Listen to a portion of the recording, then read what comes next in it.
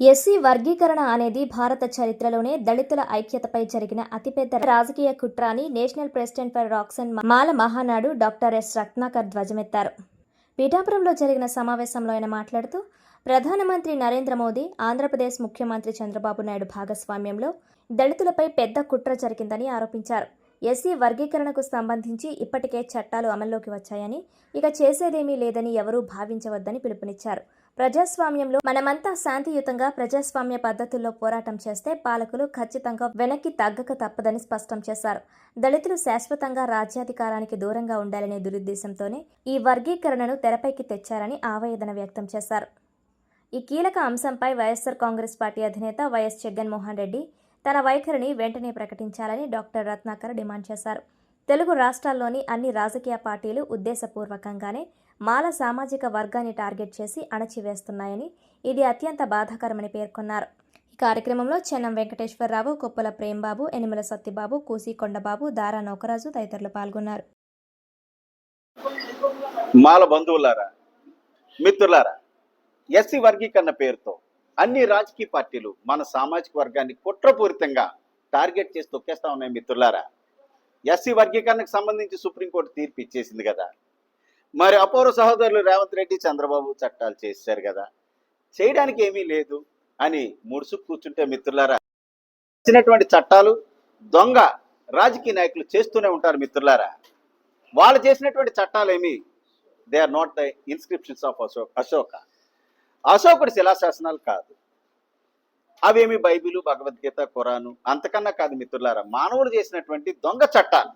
కాబట్టి ప్రజాస్వామ్యంలో people are supreme in democracy. శాంతియుతంగా ప్రజాస్వామ్యయుతంగా మనం పోరాటం చేస్తే ఎవరైనా సరే తోక ముడుచుకుని పోవాల్సిందే మిత్రులారా. మరి కేంద్ర ప్రభుత్వం సాక్షాత్తు వ్యవసాయ చట్టాల విషయంలో చేసినటువంటి విషయంలో రైతులంతా కూడా కంటిన్యూస్గా ప్రొటెస్ట్ చేస్తే మోడీ సర్కారు ఆ యొక్క చట్టాన్ని క్యాన్సిల్ చేసుకుని పోయినటువంటి విషయం మీకు గుర్తులేదా? ఆ సంఘటన మీకు తెలియదా అని చెప్పేసి మిమ్మల్ని ప్రశ్నిస్తా ఉన్నాను మిత్రులారా. మరి ఒక్కసారి కళ్ళు తెరవండి. అసలు మాలలు ఉనికేది ఈ తెలుగు రాష్ట్రాల్లో?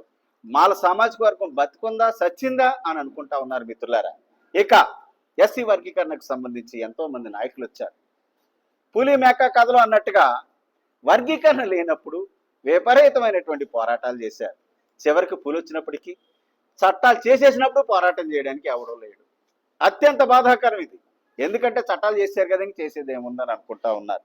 చంద్రబాబు, రేవంత్ రెడ్డి, మన మోడీ సాబ్ ఏమన్నా దేవుళ్ళ? అలాగే మరొక విషయం ఏంటంటే, రిజర్వేషన్ వల్ల ఎస్సీలో బెనిఫిట్ పొందేది 100లో అప్రాక్సిమేట్గా 1 లేదా 2 మిత్రులరా. అది కూడా they are not also official figures. ఎందుకంటే ఈ రాజకీయ నాయకులు రిజర్వేషన్ విషయంలో సరైనటువంటి డేటాని ప్రజలకు తెలియనివ్వరు.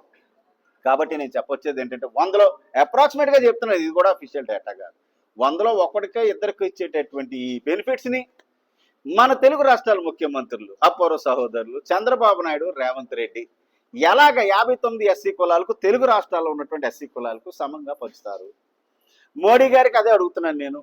దేశవ్యాప్తంగా ఎస్సీ లిస్టులో 1108 ఎస్సీ కులాలు ఉన్నాయి. ఈ 100లో 2కి ఇచ్చేటటువంటి ఈ 2 సీట్లని సమంగా ఎలా పంచుతారు? इस अवसर पर मोदी जी से मैं एक बताना चाहता हूं. ఈ సందర్భంగా మోడీ గారికి నేను మాట చెప్పదలుచుకున్నాను. మోడీ जी, एससी लिस्ट में बाकी जातियों पर अगर आपको सच्चा प्यार है, अगर आपको सच्चा दोस्ती है और प्रेम है, आरक्षण 10% और बढ़ाकर बाकी जातियों को देना है, देना चाहिए मोदी जी. आप कर सकते तो काम करे, लेकिन दलित जातियों को विभजित ना करे मोदी जी. మీకు చేతనైతే ఈ 100లో 2కి ఇచ్చే సీట్ని 10 పెంచి అందరికి ఇవ్వండి, అందరికీ న్యాయం చేయండి. మేమేదో రిజర్వేషన్ పేరుతో ఇంగిలి మెతుకులు ఇసిరాం, మీరు వాటాల కోసం కొట్టుకు చావండి అంటే ఓ నహి చలేగా, అది నడవదో అన్భాన తమిళ సహోదరి సహోదరంಗಳೇ, ಎಂದ ಪ್ರೀಪಟ್ಟ ಮಲಯಾಳಿ ಸಹೋದರನ್ಮಾರೇ, ನನ್ನ ಆತ್ಮೀಯ ಕನ್ನಡ ಸ್ನೇಹಿತರೆ, ప్రియ బెంగాలీ బంధురా, ప్రియ ఒరిస్సా బంధుగణ, మరాఠీ మిత్రానో, గుజరాతీ మిత్రో, మీరంతా వినండి.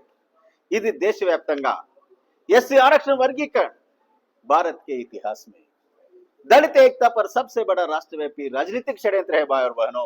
इसे रद्द किया जाना है, रद्द करना है. लेकिन मित्रों, हम इस देश में हमारा अस्तित्व खो देंगे भाई और बहनों. इस पर हमें सभी को मिलकर लगातार लड़ाई करनी चाहिए भाई और बहनों.